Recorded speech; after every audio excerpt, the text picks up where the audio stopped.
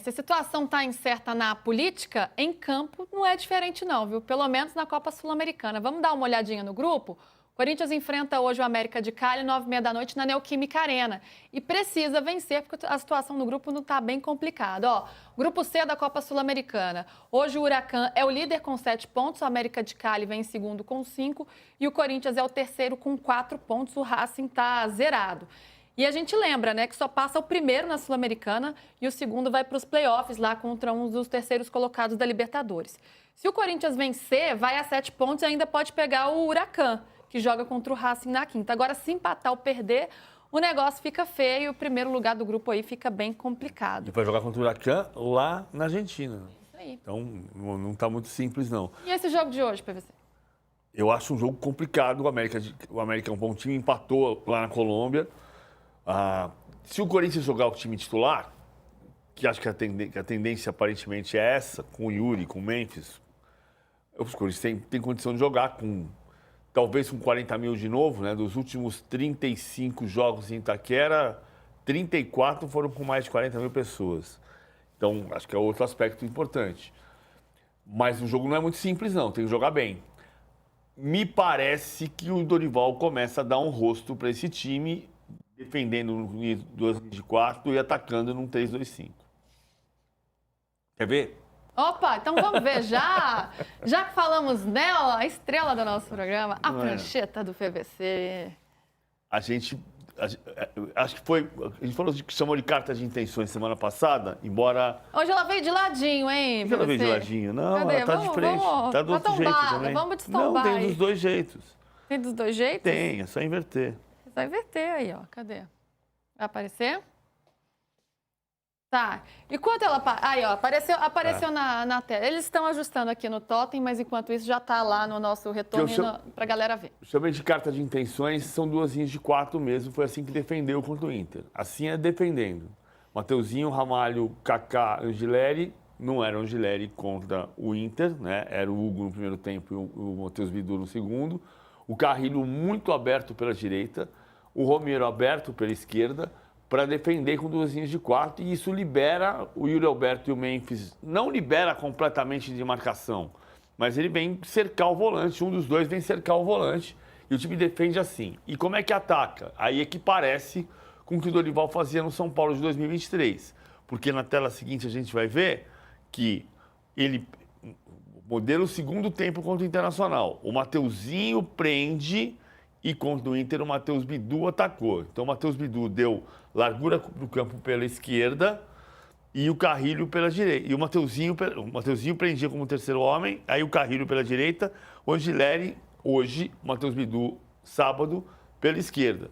Vira um 3-2-5. E isso é que eu disse ontem, que é um pouco réplica do que o Dorival fazia no São Paulo. Porque ele liberava o Wellington e trazia o Rodrigo Nestor por dentro. E fazia a última linha chegar muitas vezes com 5 homens. Isso pode pressionar o América de Cali, mas o jogo de hoje não é fácil, não. Vem de 4 jogos de invencibilidade o América de Cali, né?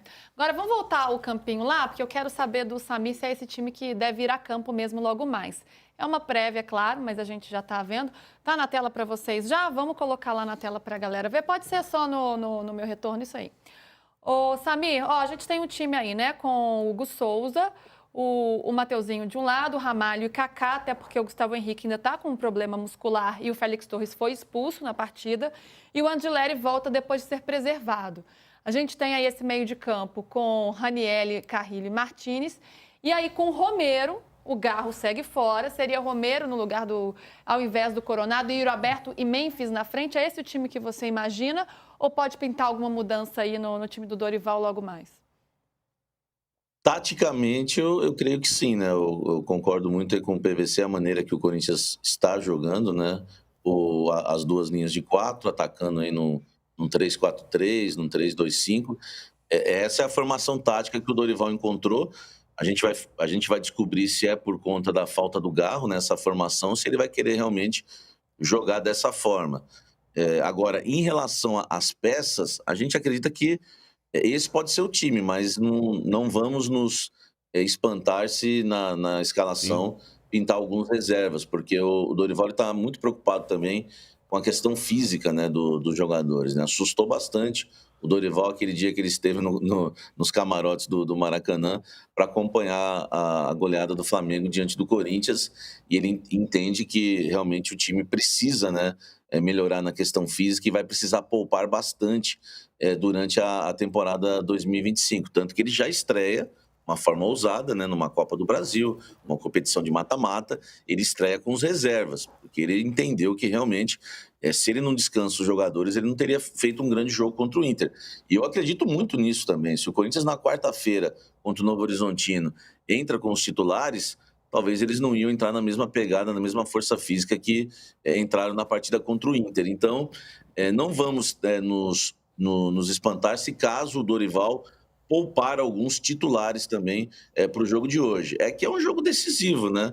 Se o Corinthians hoje não vencer, praticamente está eliminado na Sul-Americana. É o último jogo do Corinthians em casa na Copa Sul-Americana, porque depois vai jogar contra o Racing fora, né, no Uruguai, e contra o Huracan na Argentina. Então, a gente fica com essa dúvida aí se ele vai poupar ou vai com os titulares por realmente ter a sua grande chance aí de se manter vivo na Copa Sul-Americana. É nesse ponto que eu ia chegar. É um jogo decisivo, né? É um Corinthians que abre mão da Sul-Americana ou não? Não, pelo menos no discurso não. Vamos olhar para a Sul-Americana até onde der. Claro que hoje tiver um resultado ruim, é um adeus e aí joga para cumprir tabela nos próximos 2 jogos, o que daria até um respiro na questão física. Mas eu queria trazer um bastidor sobre o Dorival Júnior e o Igor Coronado. Os dois tiveram uma conversa. O Dorival chamou o Coronado para uma conversa particular no CT e o Dorival falou para ele: eu gosto muito do seu estilo de jogo, eu gosto nos meus times jogadores com a tua capacidade, com o teu talento. O Dorival sabe que o Coronado teve problemas físicos e também não teve uma sequência com a antiga comissão técnica. E o Dorival Júnior disse ao Coronado que ele teria oportunidades, que iria dar chance ao Coronado para ele mostrar o talento dele, o bom futebol, o trabalho dele. E que ele tinha que aproveitar essas chances. Contra o Internacional, ele meteu um golaço. Ele entrou diferente, ele entrou motivado. Então, tem essa questão do Coronado que antes não tinha com o Emiliano e com o Ramon Dias tantas oportunidades, sequência. E até tinha uma coisa assim do tipo, será que a relação é boa ou tal? Não. Agora, com o Dorival, ele vai ter chances, depois dessa conversa. E ele aproveitou a primeira chance. Então, para mim, não me surpreenderia ver o Coronado hoje como titular do Corinthians. Interessante o que você traz. E o Coronado, ele chegou a expor publicamente a insatisfação que ele vinha tendo por não ter uma sequência maior com a dupla Ramon Dias e Emiliano Dias. E quando muda o treinador, a gente sabe, né? Dá aquela zerada, né? Aquela resetada. Todo mundo começa do zero ali para conquistar o novo treinador para ter mais chance. Então, quem sabe, pode ser, né, essa motivação extra aí para ele se recuperar. Sofreu muito com questões físicas também, aí a gente tem que ver se ele consegue superar todos esses problemas que ele vinha tendo, né? Mas quem sabe, é um novo momento do Coronado aí no Corinthians. Muito bem, Samir, meu amigo, bom jogo para você, bom trabalho, obrigada, viu? Valeu, Luísa, a todos que nos acompanham de primeira, a gente está sempre à disposição. Muito bem.